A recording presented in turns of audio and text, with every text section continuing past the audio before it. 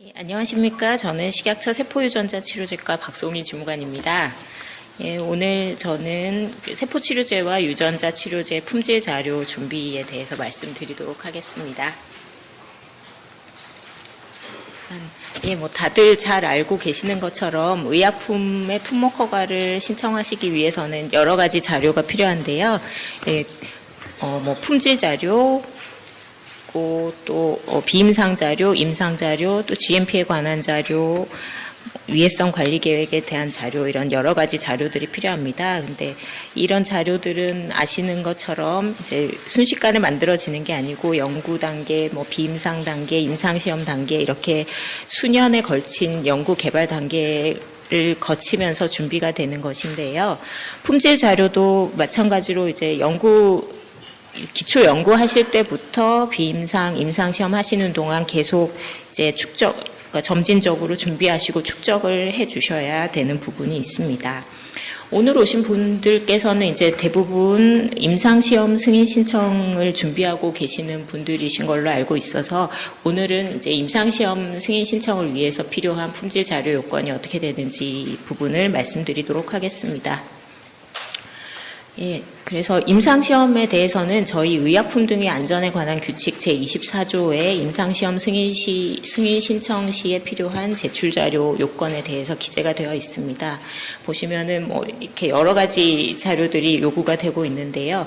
그 중에서도 이제 제가 말씀드릴 부분은 임상시험용 의약품 관련 제조 및 품질에 관한 자료 부분입니다.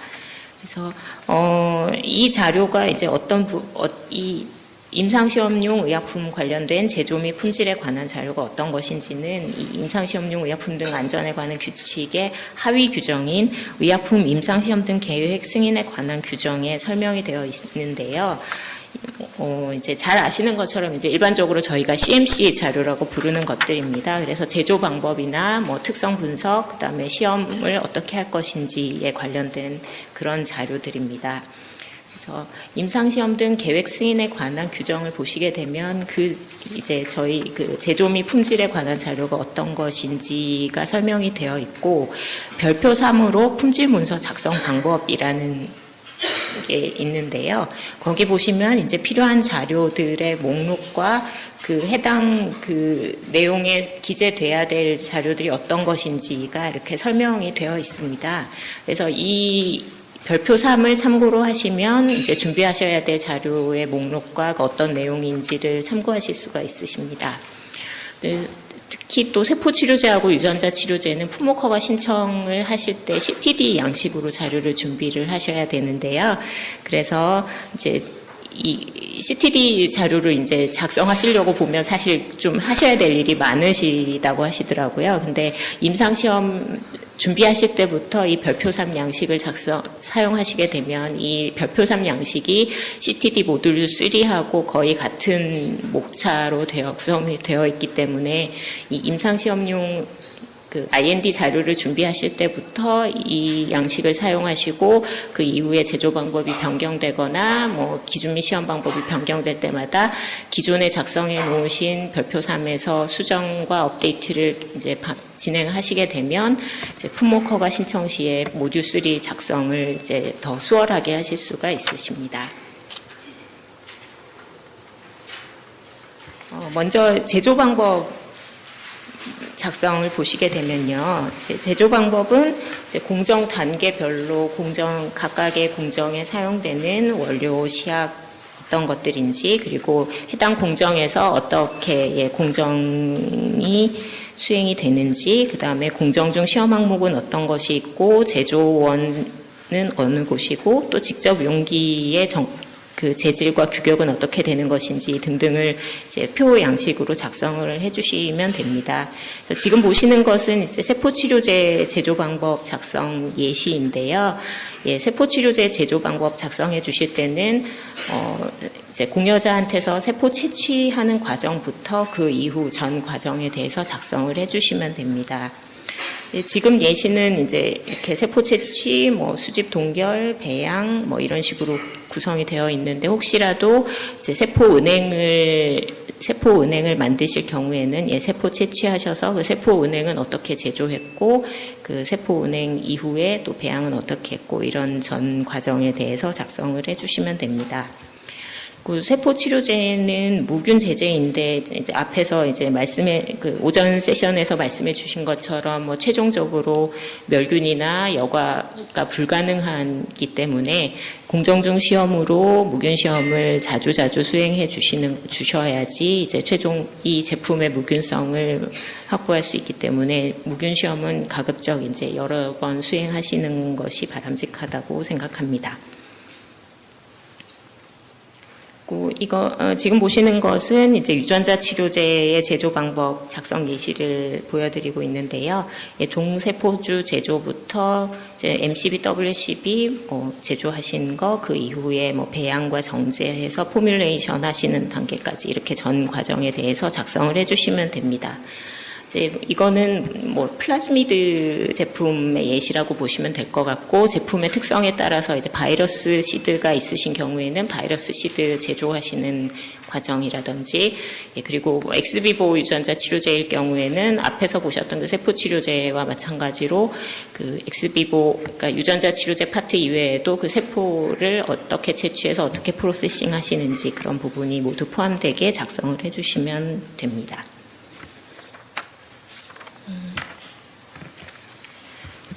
원료 물질에 대한 부분이 이제 제조에 있어서 굉장히 중요한 파트인데요. 세포 치료제일 경우에 이제 가장 중요한 출발 물질이 세포입니다. 그래서 이 세포를 어떻게 채취하고 어떤 사람에게서 채취하는가가 중요한 부분이 되는데요. 그래서 저희 규정에서는 공여자 선택 기준과 적합성 평가 자료, 동의서 등의 자료를 이제 요구를 하고 있습니다. 그래서 특히나 이제 동종 세포를 원료 세포로 사용하시는 경우에는 원료 세포로 인해서 감염의 위험이 있을 수 있기 때문에 이를 최소화할 수 있는 공여자 적합성 평가를 수행을 하셔야 됩니다. 그래서 공여자 적합성 평가를 하실 때는 현재 건강 상태나 뭐 그분의 이제 과거 병력이나 뭐 사회적 이력 등에 대해서 질문을 해서 이분이 일단은 이 전염성 질환에 감염이 되어 있을 위험성이 어느 정도 되는지를 일단 먼저 한번 그러니까 설문 등의 방법으로 일단 한번 스크리닝을 하시고 그 이후에 또 이제 굉장히 중요한 크리티컬한 여러 그 바이러스나 질병 감염원에 대해서는 실험실 검사를 수행하시게 됩니다. 그래서 모든 종류의 사람 세포에 대해서는 여기 보이시는 것처럼 HBV 서피스 안티젠, HBV 넷 검사, 그리고 HCV의 항체 검사, 넷 검사, HIV의 항체 검사, 넷 검사, 그리고 매독 검사가 필수적으로 요구가 됩니다. 그리고 원료 세포나 조직이 이제 백혈구를 많이 함유하고 있는 경우에는 말씀드렸던 7가지 검사에 추가적으로 HTLV1, 2 검사 그리고 CMV 검사가 추가적으로 필요하고요. 또 생식세포나 배아유래 세포를 원료 세포로 사용하실 경우에는 지금 맨 위에 기재된 7가지 검사에 추가적으로 클라미디아와 임질에 대한 검사 결과가 필요합니다. 그래서 최종적으로는 이제 문진의 검사와 실험실 검사를 종합적으로 판단해서 이제 이분한테서 온 세포를 우리 제품의 제조에 사용하기에 적절한지 아닌지를 결정을 해야 되고요. 이런 전체 과정에 대해서는 이제 자체적으로 그 관리 기준을 수립하셔서 그에 따라서 관리를 하셔야 됩니다. 좀 더 이제 더 추가적인 사항은 저희가 그 세포치료제 공여자 적합성 평가 가이드라인을 발행한 게 있어서요. 그 가이드라인을 참고하시면 좋을 것 같습니다. 그리고 또 세포 이외에도 이제 유전자 치료제 같은 경우에는 이제 세포 치료제도 일부 제품에 해당되고요. 어쨌든 세포 은행을 관리하시게 될 텐데, 세포 은행이나 바이러스 은행 같은 경우에는 그것들을 어떻게 제조하셔서 그것들이 잘 만들어졌는지 검증하고 보관은 어떻게 하는지 그런 부분에 대한 정보가 필요합니다. 특히 이제 세포 은행이나 바이러스 은행은 그 이후 이것들을 제조해서 이후에 생산되는 전체 매 배치 생산할 때마다 이게 출발 물질로 작용하기 때문에 이게 오염이 있어서는 안 되고, 그래서 그런 부분에 대해서 굉장히 이제 깊이 있고 광범위한 분석이 필요하게 됩니다. 그래서 원료 세포가 뭐 마멀리안 세포인지 아니면 그냥 그 박테리얼 셀인지 뭐 이런 거에 따라서 이제 필요한 시험 항목은 조금 달라지게 되는데요. 어쨌든 오염이 없다라는 건 뭐 무균이나 마이코플라즈마, 바이러스 등에 대해서 오염이 없다라는 거를 굉장히 여러 가지 시험을 통해서 보여주셔야 되시고요. 바이러스 은행도 내가 원하는 바이러스 이외에 다른 오염이 없다라는 거 보여주셔야 되고, 또 그 다음에 만들려고 했던 그 은행이 제대로 만들어졌는지 확인이나 뭐 순도 이런 부분에 대해서 테스트가 필요합니다. 그리고 그 뭐 세포 은행을 만들기 위해 사용되는 세포 기질의 출처나 이력 등에 대해서도 이제 자료가 필요한데요. 세포 기질 만약에 뭐 뭔가 어딘가에서 사오셨다면 뭐 ATCC 어디에서 사왔다든지, 그 다음에 그 세포 은행을 만들기 위해서 발현 벡터를 뭐 어떤 식으로 만들어서 그거를 분석해서 사용하셨다라는 거, 그리고 뭐 벡터 설계나 벡터 설계할 때 각각의 구성 요소들의 필요성이나 출처, 서열, 그리고 만들어진 그 벡터의 뭐 제한 요소 지도라든지 시퀀싱 자료라든지 뭐 이런 것들이 필요합니다. 그리고 이 이외에도 이제 제조를 하시다 보면 이제 여러 가지 물질들이 사용을 하시게 되는데요. 이제 가능한 한 이제 공정서 규격의 물질을 사용하는 것이 원칙입니다. 그래서 저희 의약품 제조에 사용되는 그 물질들이 이제 대부분 다 약전에 많이 수제가 되어 있는데, 그런 물질들은 뭐 KP나 아니면 뭐 USP, EP 등등 여러 공정서 규격에 맞는 것을 선정하셔서 사용을 하시면 되고요. 그런데 세포 치료제나 유전자 치료제의 경우에는 공정서에 올라있지 않은 물질을 원료로 사용하실 수도, 그런 경우도 있습니다. 그래서 그런 경우에는 이제 자체적으로 이 원료가 적합한지 아닌지에 대해서 이제 기준을 세우시고 관리를 하셔야 될 필요가 생기게 됩니다.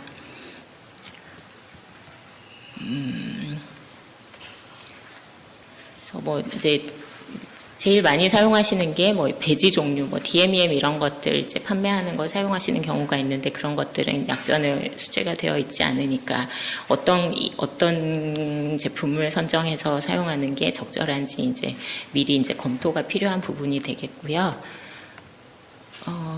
근데 이제 제가 보다 보면은 이제 뭐 DMEM 같은 것들은 이제 여러 회사에서 여러 가지 제품들을 팔고 있는데, 뭐 약간 팁이라고 말씀을 드리자면, 이제 그런 것들도 DMEM도 여러 가지가 있어서 리서치 유즈 온리라고 레이블된 것들도 있고, 아니면은 뭐 for further manufacturing use 뭐 이런 식으로 레이블된 것들도 있는데, 이제 그렇게 회사들 이제 배지 제조사들이 자기네들의 사용 목적을 레이블한 거에 따라서 이제 여러분들께서 나중에 저희한테 뭐 품목 허가를 신청하시거나 A&D 신청하실 때 자료 협조 받을 수 있는 범위가 조금 달라지는 부분이 있는 것 같습니다. 그래서 이제 연구용이라고만 기재되어 있는 거를 사셨을 경우에는 그 배지 제조사에서 우리는 연구용으로 판매했기 때문에 이 제품의 제조에 관한 부분은 우리의 기밀이고 우리가 당신들에게 그런 자료를 협조해 줄 이유가 없다라고 이제 나오는 경우들이 있고, 이제 제조용으로 이제 레이블된 제품 같은 경우에는 이제 저희에게 필요한 정보를 공유해 주는데 협조적인 경우들이 많기 때문에 그런 부분은 조금 염두에 두셔서 이제 원료를 선정하시는 게 좋으실 것 같습니다. 그 동물 유래 물질의 경우에는 뭐 TSE나 바이러스에 대한 이런 부분 이제 안전성 이슈가 있기 때문에 그에 대한 안전성을 확인할 수 있는 자료들이 필요합니다. 그래서 이제 제일 대표적으로 동물 유래 원료로 많이 쓰시는 것들이 FBS하고 트립신인 것 같습니다. 그래서 뭐 물론 이제 트립신은 지금 이제 돼지 유래가 아닌 제조합 제품도 나오고 있기 때문에 뭐 그런 걸 사용하실 수도 있고요.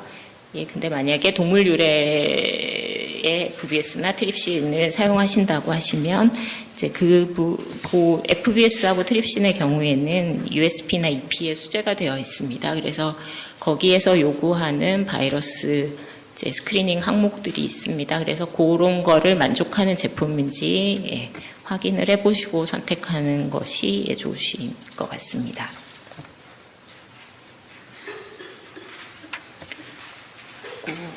이제 또 필요한 부분이 이제 제조 공정 개발이 어떤 식으로 되었는지에 대한 자료인데요. 이제 비임상 시험용 배치나 그 이후 단계에서 제조 방법이 변경되었을 경우에는 그 변경 사항이 어떤 것이었는지에 대한 정보가 필요하고 또 그 제조 방법이 변경됨으로 인해서 그게 의약품의 특성에 뭔가 의미 있는 영향을 미치는지 미치지 않는지를 확인하는 과정이 필요합니다. 그래서 이 확인하는 과정을 저희가 비교 동등성 평가라고 부르고요. 비교 동등성 평가 범위는 이제 변경 정도에 따라서 좀 달라질 수 있습니다.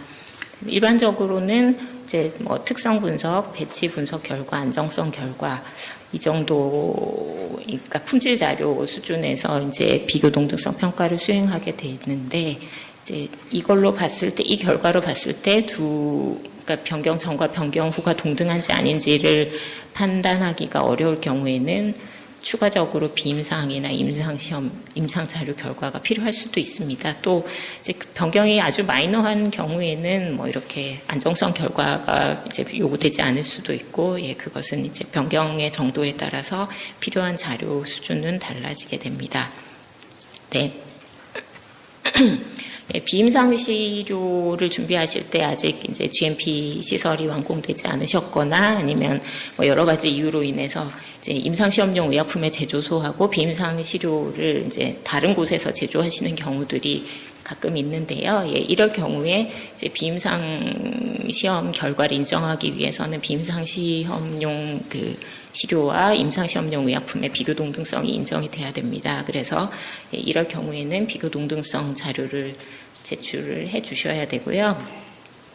제조소가 다른 거는 조금 예, 큰 변경으로 보기 때문에 이럴 경우에는 우선은 특성 분석, 배치 분석 결과, 안정성 결과 이렇게 세 가지의 자료로 저희가 비교 동등성을 예, 보고 있습니다.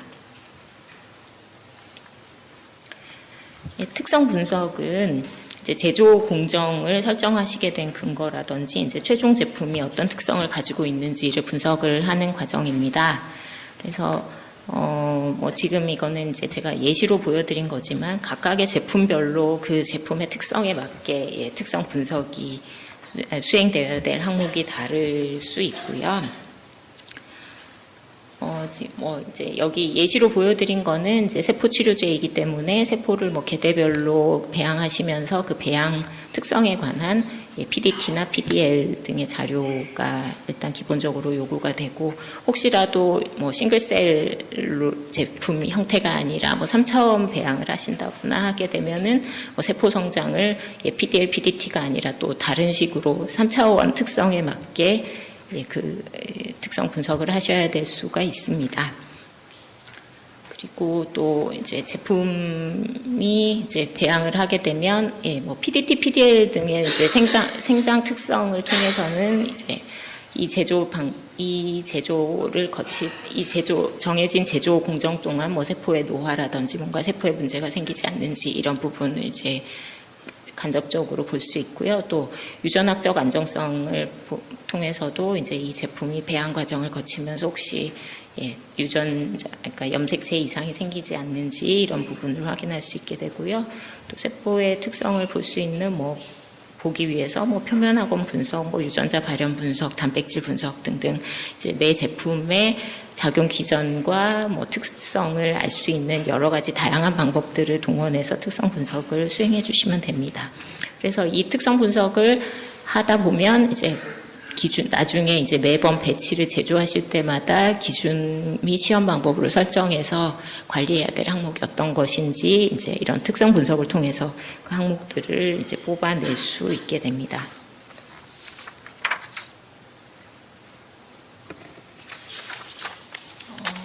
뭐 유전자 치료제의 경우에는 또 뭐 제한 요소 지도라든지 전체 서열 분석 결과, 뭐 바이러스 입자의 구조, 그리고 뭐 도입 유전자 발현량이나 생물학적 활성, 또 뭐 엑스비보 치료제라고 한다면은 뭐 세포당 유전자 평균적으로 봤을 때 뭐 이 벡터가 몇 카피가 도입이 됐는지 아니면 또 유전자가 도입된 세포의 비율이 얼마나 되는지 뭐 이런 등등의 이제 특성 분석이 이제 제품의 그 각각의 제품에 맞게 이제 분석이 되어야 될 거고요. 또 불순물들이 얼마나 포함이 되어 있는지도 특성 분석에서 확인을 하셔야 됩니다. 그래서 불순물은 뭐 원료 조직에서 혼입될 수 있는 다른 종류의 세포라든지 뭐 아니면 또 플라스미드 제품이라고 하면은 이제 슈퍼코일 형태가 이제 그 액티비티를 가지는 걸로 알려져 있기 때문에 이제 그 이외의 닉 형태의 플라즈미드들은 이제 불순물로 볼 수 있을 것 같고요. 또 복제 불능 바이러스를 만드셨다고 하면은 그런 제조하는 과정에서 혹시라도 뮤테이션을 통해서 복제 가능한 바이러스가 생기는지 뭐 이런 부분들도 이제 확인해야 될 불순물이 될 거고요. 또 제조 과정에서 사용되는 뭐 호스트 셀 관련해서 호스트 셀 단백질이나 호스트 셀 DNA, 뭐 배지 잔류물 아니면 뭐 항생제 사용하셨다면 그 잔류 항생제 뭐 이런 류의 것들 제조 과정에서 사용된 또 아니면 제조 과정에서 사용된 유기 용매 뭐 이런 것들도 이제 불순물에서 확인을 해야 될 부분입니다. 또 주성분과 첨가제 간의 상호작용으로 혹시라도 뭔가가 생길 수가 있다면 그런 부분들도 이제 확인이 돼야 될 겁니다. 혹시 이제 첨가제 나중에 이제 원료 의약품을 만드시고 첨가제를 섞어서 이제 최종 제형이 만들어지게 되는데 첨가제가 흔히 쓰이는 첨가제가 아니고 새로운 종류의 첨가제를 사용하신다고 하면 그 새로운 첨가제에 대해서도 이제 그 제조 방법이라든지 특성 분석 자료 등이 필요하게 됩니다.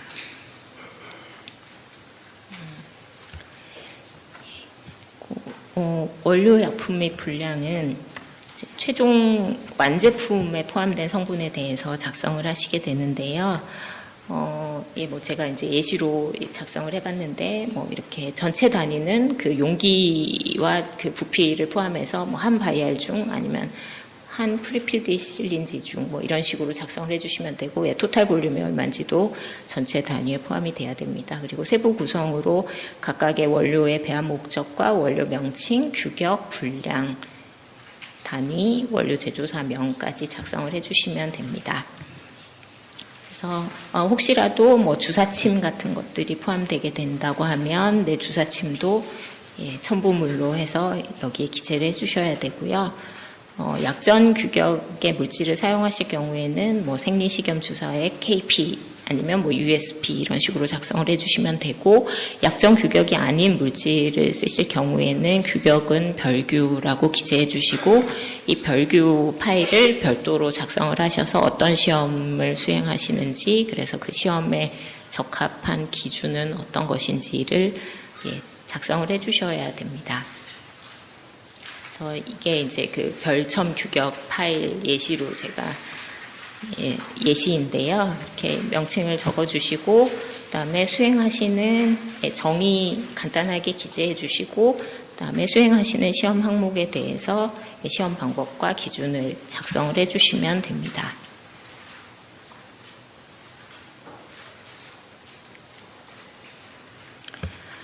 최종 제품의 기준 및 시험 방법에 대해서 말씀을 드리겠습니다. 그것도 이제 세포 치료제나 유전자 치료제 각 제품별로 이제 매 배치 제조하실 때마다 그 최종 제품에 대해서 수행하셔야 될 시험 항목과 그 시험 방법에 대해서 기재를 하시는 건데요. 일단 시험 항목은 각 제품의 특성에 맞게 선정이 되어야 되는데, 기본적으로 이제 주로 설정되는 항목들은 이제 지금 설명을 드리겠습니다. 세포 치료제의 경우에는 무균 시험, 마이코플라즈마 부정 시험, 외래성 바이러스 부정 시험, 엔도톡신 시험, 그리고 뭐 뒤 페이지에 나올 총세포수 세포 생존율 시험, 확인 순도 역가 시험 이런 식으로 설정이 되게 되고요. 유전자 치료제는 제품의 특성에 따라서 조금 뭐 플라즈미드일지 바이러스일지 뭐 엑스비보 제품일지에 따라서 조금 항목은 그에 맞게 적절하게 선정을 해주시면 됩니다. 무균 시험은 뭐 대한민국 약전이나 아니면 뭐 USPP 거의 다 세 가지 다 시험 방법은 거의 동일하고요. 그렇게 약전에 따라서 실시를 해주시면 됩니다. 근데 세포 치료제 같은 경우에는 냉동 제품이 아니어서 최종 결과를 확인하지 못하고 출고를 하셔야 될 경우도 있기 때문에 그럴 경우에는 이제 이 최종 제품에 대한 무균 시험을 수행하시고 이제 출고를 위한 출고 기준이 필요하기 때문에 그 출고 기준은 최종 세포 수집 48에서 72시간 전에 검체를 채취해서 무균 시험을 하신 거에 이제 출고 당시의 결과 플러스 그다음에 최종 제품에 대해서 그람 염색 같은 신속법을 추가적으로 실시하셔서 요 두 가지를 봐서 일단 지금까지 음성이면 출고하시고 이제 그 이후에 시험 결과를 끝까지 모니터링 하시는데 혹시라도 이제 오염이 발생하게 되면 아까 오전에 말씀드린 것처럼 환자한테 투여한 이후에 오염이 확인이 됐다고 하면 그때 어떻게 할 것인지 이런 내부적인 규정을 이제 갖고 계셔야 됩니다. 마이코플라즈마 부정시험은 이제 약전이나 아니면 저희 생물학적 제재 기준 및 시험 방법에 나오는 직접 증균 배양법을 사용하실 수도 있고 또 출고 전에 결과를 확인하기 위해서 핵산 증폭 검사법을 사용하실 수도 있습니다. 근데 핵산 증폭 검사법을 사용하실 경우에는 그러니까 핵산 증폭 검사법만을 이용하실 경우에는 밸리데이션과 비교 동등성 자료가 필요합니다. 그리고 바이러스 부정시험, 외래성 바이러스 부정시험 같은 경우에는 이제 인비보 시험까지는 메라트에서 요구하지 않고 있고요. 인비트로 시험 정도 수행하시면 되고 엔도톡신 시험도 약전에 수재되어 있기 때문에 그에 따라서 실시하시면 됩니다. 그리고 세포 치료제나 아니면 세포를 이용하는 유전자 치료제의 경우에 총세포수 시험, 세포 생존율 시험이 필요하고요. 또 복제 불능 바이러스 제품이라면 혹시라도 제조 중에 뮤테이션을 통해 리컨비네이션을 통해서 복제 가능 바이러스가 생성되지 않았는지 확인할 필요가 있습니다. 그리고 확인 시험이라고 하는 거는 만들어진 의약품이 이제 내가 만들려고 하던 바로 그것이 맞다라는 걸 확인하는 시험이고요. 순도 시험은 앞에서 불순물에서 말씀드렸던 것처럼 제품과 관련된 불순물, 그러니까 플라즈미드인데 스포코일 형태 말고 닉 형태가 얼마나 있는지 라든지 아니면 공정과 관련해서 이제 정제할 때 유기용매를 사용하셨으면 그 유기용매가 얼마나 잔류하는지 또 호스트셀 DNA나 호스트셀 프로테인이나 이런 것들을 순도 시험으로 설정하시게 됩니다. 그리고 역가 시험은 만들어진 의약품이 정말로 체내에서 원하는 생물학적 활성을 얼마나 갖고 있을지를 확인하는 시험이고요. 그래서 이제 일단은 작용 기전을 토대로 설정을 하시게 됩니다. 근데 임상 일상 때부터 이제 완벽한 역가 시험을 갖추기 어려우실 수도 있고요. 그래서 여러 가지 후보 시험 항목을 그러니까 후보 항목이 될 만한 시험들을 여러 가지를 놓으시고 임상 시험을 하시면서 계속 이제 자료를 쌓아가셔서 이제 최종적으로 결정을 하시는 게 필요할 수 있습니다. 얼마 전에 이제 작년에 FDA에서 허가된 킴리아 같은 경우에는 이제 작용 기전이 제품 표면에 발현되는 그 카이머릭 안티젠 리셉터가 B세포에 있는 CD19하고 결합을 하게 되면 그 이후에 T셀이 액티베이션 되면서 T세포 증시 분화되고 또 여러 가지 다른 사이토톡식한 몰레큘들을 분비하는 것이 이제 작용 기전이라고 주장을 했고 그에 따라서 역가 시험은 이제 카 발현이 얼마나 되는지 하고 그다음에 이제 CD19 세포하고 같이 이제 공배양했을 때 인터페론 감마가 얼마나 분비되는지 이렇게 두 가지 항목을 역가로 설정을 했습니다.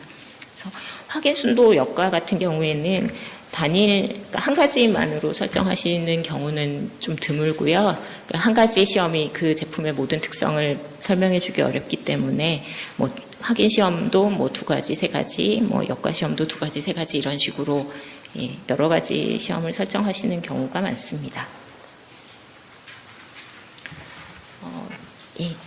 작성 양식은 아까 앞에서 보셨던 그 원료 의약품 별규하고는 조금 양식이 달라서 별규 같은 경우에는 한 시험 항목이 나오고 시험 방법과 기준을 같이 작성을 해주시는데요. 완제의약품 기준 및 시험 방법은 기준이랑 시험 방법을 별개로 구분해서 각각 시험별로 작성을 해주시면 됩니다.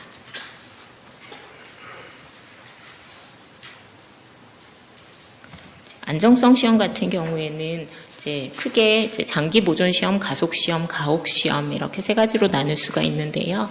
이제 저희 세포 치료제나 유전자 치료제의 사용 기한 설정을 위해서는 일단 장기 보존 시험이 가장 중요합니다. 그리고 가혹 시험 같은 경우에는 뭐 제품이 혹시라도 뭐 이제 이후에 뭐 제품이 노출될 수 있는 가능성이 있는 그런 가혹한 조건에 보관을 하면서 어떤 일이 발생할 수 있을지 이제 미리 좀 예측을 해보기 위해서 수행하는 시험입니다. 장기 보존 시험은 이제 제조 공정을 대표할 수 있는 임상 단계에서는 일단은 제조 공정을 대표할 수 있는 1개 이상 배치에 대해서 수행을 하시면 되고요.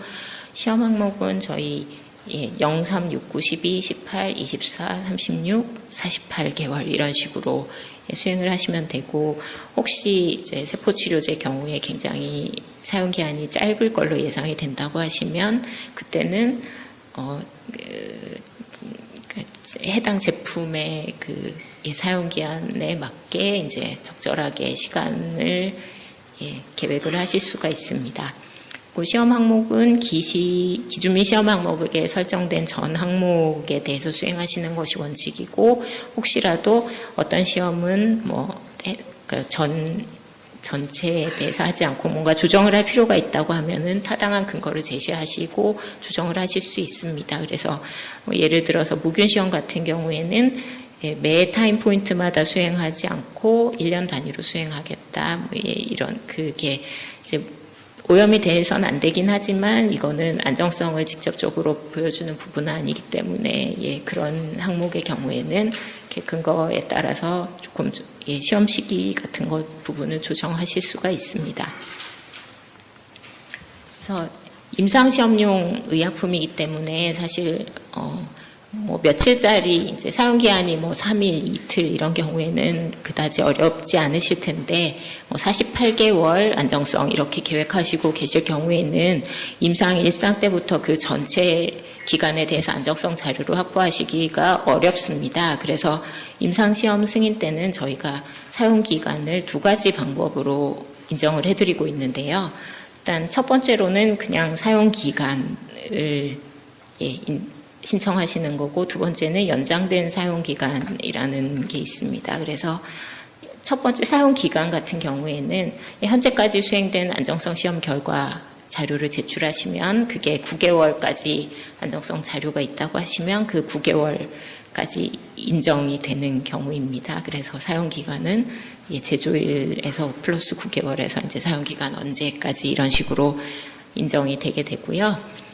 임상을 수행하시면서 이제 계속 안정성 시험을 수행해서 그에 따라서 계속 안정성을, 그러니까 사용 기한을 늘리고 싶으실 경우에는 두 번째 연장된 사용 기간이라는 방식으로 신청을 해주시면 됩니다.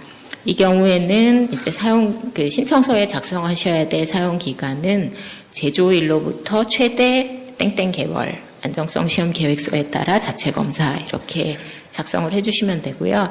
이때 같이 제출해 주셔야 될 자료는 일단 안정성 시험 계획서를 내주셔야 되고, 그 계획서에 따라서 현재까지 수행된 안정성 시험 결과가 필요합니다.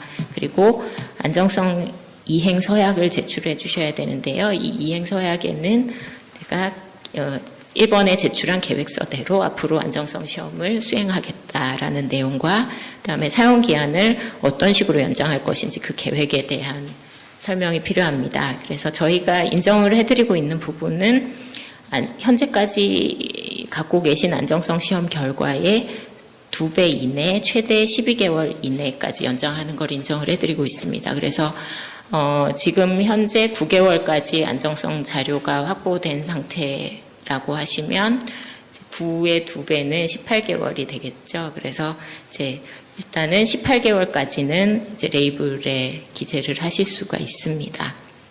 그리고 이제 9개월이 지나서 12개월 결과가 결과가 나왔고 그때 모든 항목이 적합이었다고 하게 되면은 12개월의 2배 인 24개월까지 인정을 해드릴 수가 있고요.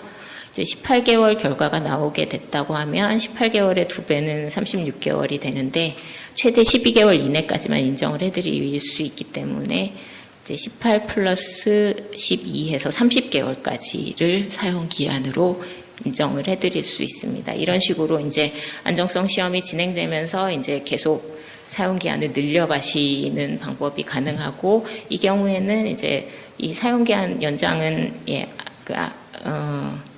그리고 또 한 가지 제출하셔야 될 내용이 이제 부적합이 발생하거나 뭔가 안정성 시험을 수행하다가 뭔가 이슈가 생길 경우에는 바로 이제 허가기관에 보고하겠다라는 내용까지 포함이 되어야 됩니다. 그래서 이렇게 두 번째 연장된 사용기간으로 신청을 해주시게 되면 사용기한 연장 때문에 매번 이제 임상시험 변경 승인 신청하실 필요가 없고 말씀드린 것처럼 자체적으로 이제 사용기한을 연장하시면서 레이블 관리를 해주시면 됩니다. 그래서 저희 이제 물론 이제 저희가 규정도 많고 가이드라인도 많지만 그래서 가장 이제 많이 참고가 되실 만한 거 몇 가지만 추려봤고요. 그래서 말씀드린 것처럼 그래서 이렇게 가이드라인 등이 있으니까 이제 참고하셔서 준비하시면 좋을 것 같습니다. 일단 제 발표는 여기까지입니다. 감사합니다.